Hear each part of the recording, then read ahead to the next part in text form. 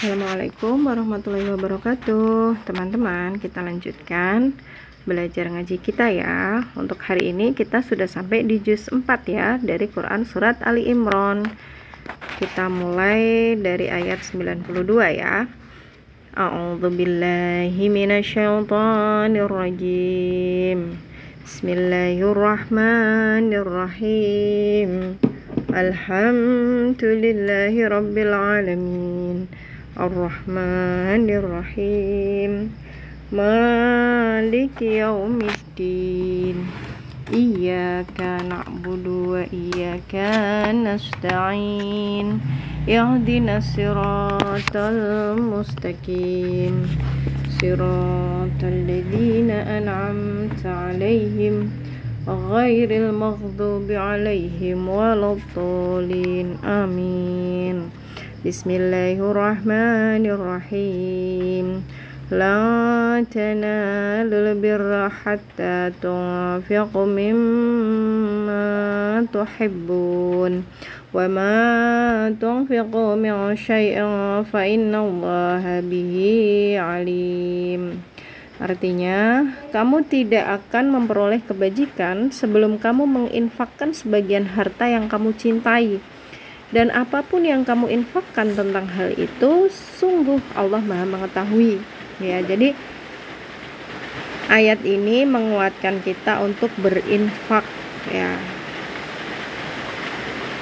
Untuk berinfak ya, memberikan sebagian rezeki kita untuk orang lain gitu ya, untuk yang membutuhkan.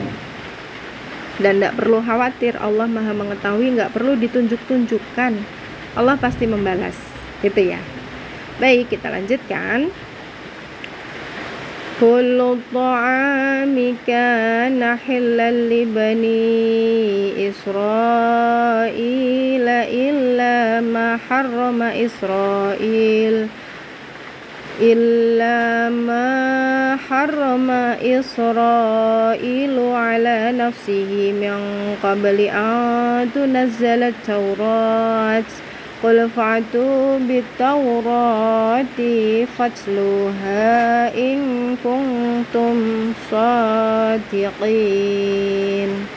Semua makanan itu halal bagi Bani Israel kecuali makanan yang diharamkan oleh Bani Israel atau Yakub atas dirinya sebelum Taurat diturunkan. Katakanlah Muhammad, maka bawalah Taurat lalu bacalah jika kamu orang-orang yang benar. Tuh, ini di zaman Nabi Yakub ya. Tapi di zaman saat ini di Al-Quran sudah dijelaskan ya mana yang benar, mana yang halal dan mana yang haram. Jadi tinggal kita pedomani saja. Baik, kita lanjutkan. Faman iftara 'ala Allahil kadhiba min ba'di dzalika fa ulaika humuz zalimun. Maka barang siapa mengada-adakan kebohongan terhadap Allah setelah itu, maka mereka itulah orang-orang yang zalim. Tentang tadi itu ya, mana yang diharamkan, mana yang dihalalkan. Kalau yang haram dibilang halal ataupun sebaliknya, yaitu berarti termasuk orang yang zalim, merugikan. Karena kalau yang haram sampai kita makan sebenarnya haram. Kenapa diharamkan? Itu tidak baik untuk kita gitu. Artinya ketika menghalalkan yang haram kemudian memakan itu akan terjadi hal-hal yang tidak baik di tubuh kita yang mungkin kita belum tahu ya apa itu, karena kita punya banyak keterbatasan gitu. Maka ketika yang haram kemudian dihalalkan dimakan oleh orang lain menyebabkan ketidakbaikan, berarti kan merugikan orang lain. Ataupun dimakan oleh diri kita sendiri, berarti merugikan diri kita sendiri. Itu juga termasuk zalim pada diri sendiri begitu. Baik, kita lanjut. Qul sadaqallahu fattabi'u millata Ibrahim hanifa wa ma kana minal musyrikin. Katakanlah Muhammad, benarlah segala yang difirmankan Allah, maka ikutilah agama Ibrahim yang lurus dan dia tidaklah termasuk orang musyrik. Jadi agama Ibrahim pada waktu itu ya sebenarnya Islam gitu. Hanya kitabnya saja yang dulu Berbeda bukan dalam arti isinya berbeda, tetapi disempurnakan gitu ya di Al-Quran. Jadi ketika mengikuti Al-Quran ya berarti sebenarnya di dalam Al-Quran itu yang diajarkan sama dengan yang diajarkan oleh Nabi Ibrahim gitu, hanya disempurnakan saja. Tuh, kembali ya menguatkan Al-Quran sebagai pedoman hidup kita ayat tadi itu. Baik, kita lanjut.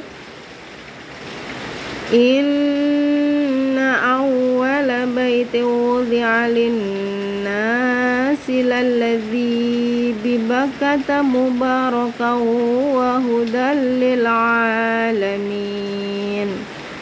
Sesungguhnya rumah atau rumah ibadah pertama yang dibangun untuk manusia ialah Baitullah yang di Bakkah atau Mekah, yang diberkahi dan menjadi petunjuk bagi seluruh alam. Ya, menguatkan kita kembali ya bahwa Baitullah, rumah Allah itu adalah di Mekah, yang di sana ada Ka'bah gitu ya. Yang kemudian Ka'bah itu bukan salah satu, tetapi menjadi center dari arah kiblat umat manusia saat ini, umat Islam ya. Tuh, yang sudah dijelaskan di ayat-ayat sebelumnya ya, dulu sudah pernah kita bahas ketika kita membaca ayat terkait dengan arah kiblat gitu. Baik, kita lanjutkan.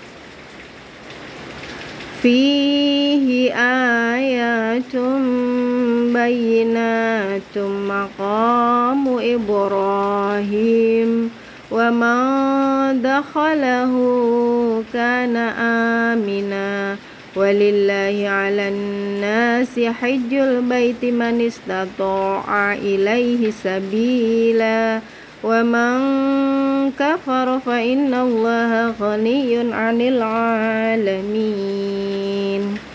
Di sana terdapat tanda-tanda yang jelas, di antaranya makam Ibrahim.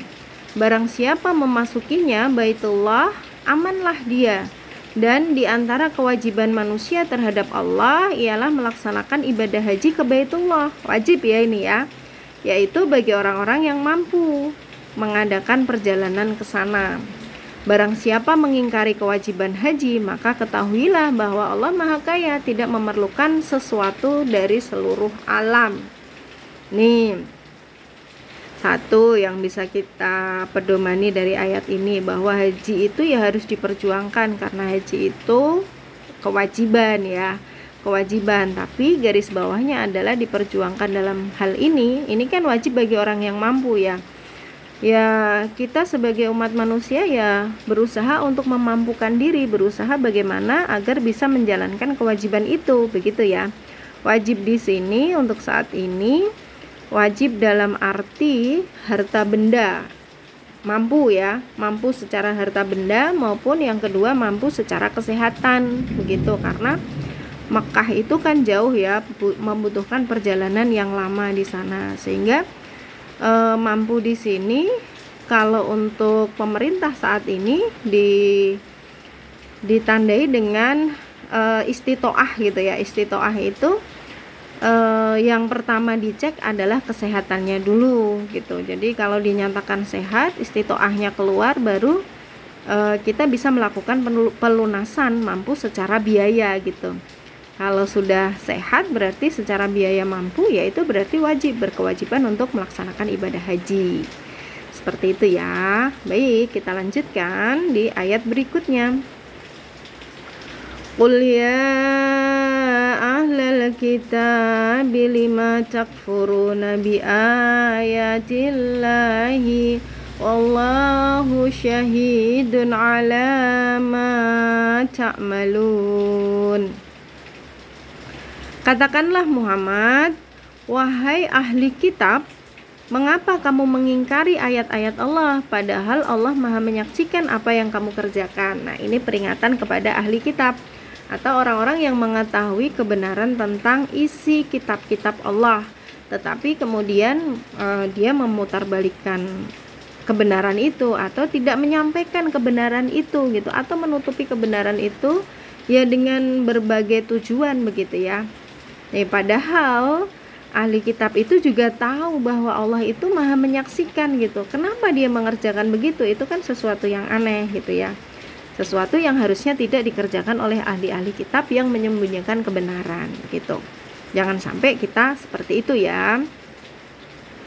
Baik, kita lanjutkan di ayat 99. Qul ya ahlal kitab lima tasudduna an sabilillahi man amana tabghunaha iwajan wa antum syuhada wa mallahu bighafilin amma ta'malun.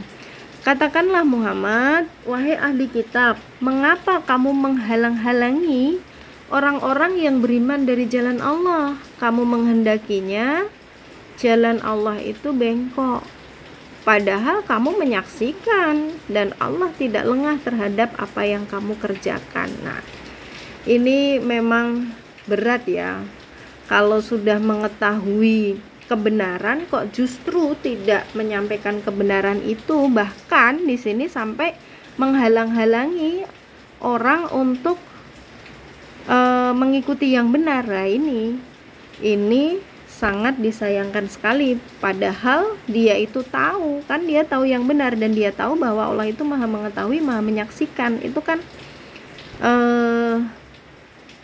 akan merugikan dirinya sendiri ya, berarti itu juga artinya zalim pada dirinya sendiri ya. Dia diamanahi badan, diamanahi hidup gitu ya, kepada dirinya sendiri, tapi dia berbuat seperti itu ya. Kita hanya bisa berdoa jangan sampai kita termasuk orang-orang yang seperti itu. Kita sudah tahu yang benar, harapannya kita selalu berdoa agar selalu diberikan yang terbaik dan selalu diberikan nikmat iman, nikmat Islam gitu ya, nikmat ihsan. Nah, ihsan ini selalu berbuat baik gitu ya. Ihsan itu kan kebaikan. Baik, ini ayat terakhir ya di halaman 62. Ya ayyuhalladzina amanu tuti'u fariqam minal ladzina utul kitab yaruddukum ba'da imanikum kafirin. Wahai orang-orang yang beriman, jika kamu mengikuti sebagian dari orang yang diberi kitab, niscaya mereka akan mengembalikan kamu menjadi orang kafir setelah beriman. Nah, ini gimana ini? Wahai orang yang beriman, jika kamu mengikuti sebagian dari orang yang diberi kitab, berarti sebagian itu yang tadi itu ya, yang ahli kitab yang sebenarnya tahu kebenaran tetapi dia menyembunyikan kebenaran itu, bahkan dia menghalangi orang-orang untuk mengikuti kebenaran itu. Jangan sampai kita mengikuti yang itu, karena kalau kita mengikuti yang sebagian itu, kita ini termasuk orang yang kafir setelah beriman. Jangan sampai. Maka kita ini harus bisa harus bisa peka, harus bisa proaktif, harus bisa menyaring mana yang benar dan mana yang salah. Ya, yang paling mudah ya pedomannya Al-Quran. Apa yang ada di dalam Al-Quran itu yang kita lakukan gitu, Al-Quran, karena kitab-kitab terdahulu itu sudah disempurnakan di dalam Al-Quran, sehingga kita harus berusaha memahami Al-Quran dengan segala upaya kita begitu ya, agar kita diselamatkan oleh Allah, kita dicintai oleh Allah begitu ya. Baik, cukup dulu ya ngaji kita hari ini. Semoga bermanfaat. Shadaqallahul adzim. Wassalamualaikum warahmatullahi wabarakatuh.